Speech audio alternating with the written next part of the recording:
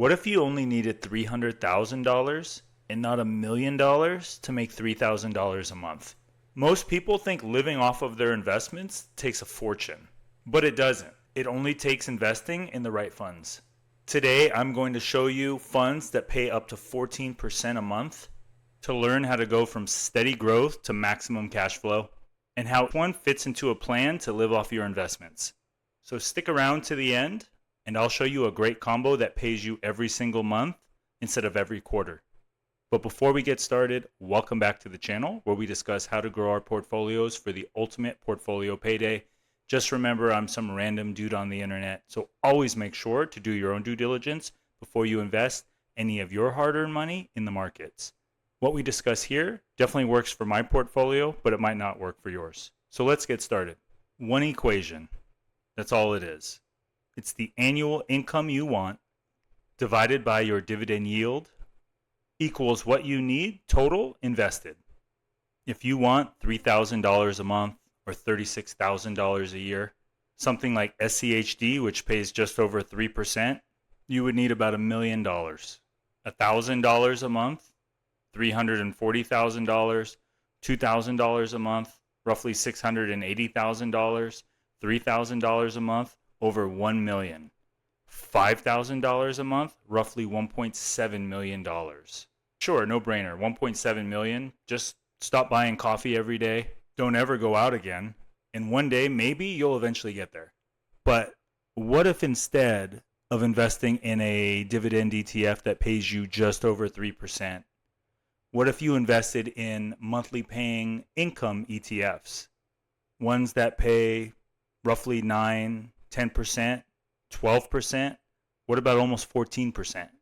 That same $3,000 a month you wanted for income, you don't need $1 million anymore. You need closer to $300,000. That's definitely the appeal of covered call ETFs. They sell options on stocks that generate monthly income. And they're a legitimate investment ETF if you're looking for income in retirement. But there is a trade-off, NAV erosion. And the smart move is knowing how each fund balances income today against growth tomorrow. I'm going to show you 4, ranging from the steadiest yield to the highest yield. If a fund pays a high yield, but the share price slowly sinks, the best income funds pay you and hold their value. Let's see how these 4 balance out. First, let's start off with GPIX, the Goldman Sachs S&P 500. This ETF pays somewhere between 8.1 and 8.5%. It's a steady foundation with a lower yield than the others, but it only writes options on 25 to 75% of the fund, leaving room for the stocks to actually grow within the fund itself. Since its launch, it's returned nearly 23% a year, including price growth, and outpaced SPYI by 10 points. High income while still building wealth. The trade-off is heavy big tech exposure, so it rides the market swings. Next, we have GPIQ, Goldman Sachs NASDAQ 100 ETF, roughly between 9.8 9.9%.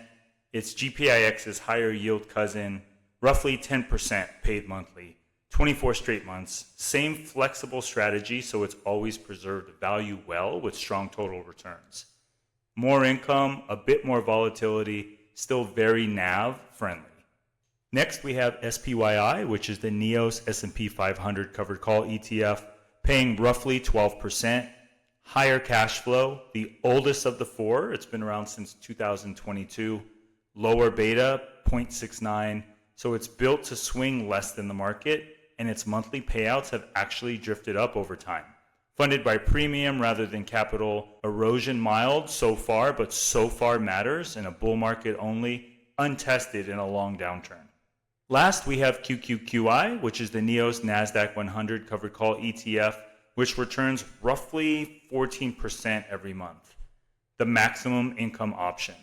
It's the highest out of the 4 and best suited to someone prioritizing cash flow now, ideally held in a tax-advantaged account. The trade-offs to know, it's the newest, 2024, so it's a little bit of history, not a lot. The beta is above 1. So it really amplifies every time tech drops, and there's higher fees. The highest yield reaches the most, so it's the most sensitive to a market turn. It's a fit for a specific retirement income, stable payment, definitely not a mistake to have in your portfolio. So as you can see here, let's rank it by the yield. QQQI is 14, SPYI is 12%, GPIQ is roughly 10%, and GPIX is roughly 8%. The funds that are writing options on fewer shares, i.e. the Goldman Sachs ETFs, kept more growth, which inversely means that the funds receiving the highest monthly income gave up the most growth. Higher income today means less growth tomorrow. Neither is wrong. They're simply built for different goals and outcomes. So build it in 3 layers. First, the foundation ETF like SCHD or DGRO. Lower yield, but the payment continues to grow and compound. Think of it as an inflation shield over time. Layer 2 would be a broad fund ETF like VU or SPYI, so your portfolio grows over time. Layer 3 would be some covered call ETFs for extra monthly cash flow. You can lean towards more NAV-friendly ones like GPIQ or GPIX, or if you'd like a little bit higher income every month and can sacrifice that growth because you know you're getting it in a broad market ETF, definitely go with SPYI or QQQI. What I like to do is I like to layer them, so I have a 3 to 3.5% dividend growth ETF, plus I have a higher yield income ETF.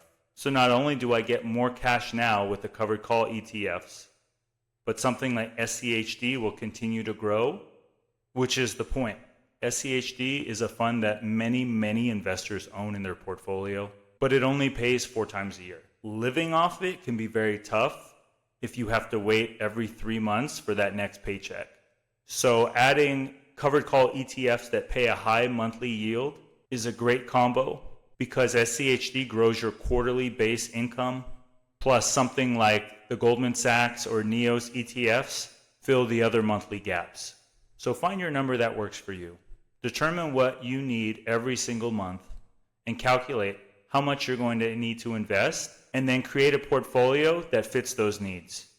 A strong dividend growth fund, a broad market ETF, and some high yield covered call ETFs can definitely balance a long-term portfolio that will pay you for years to come and protect against your overall portfolio declining.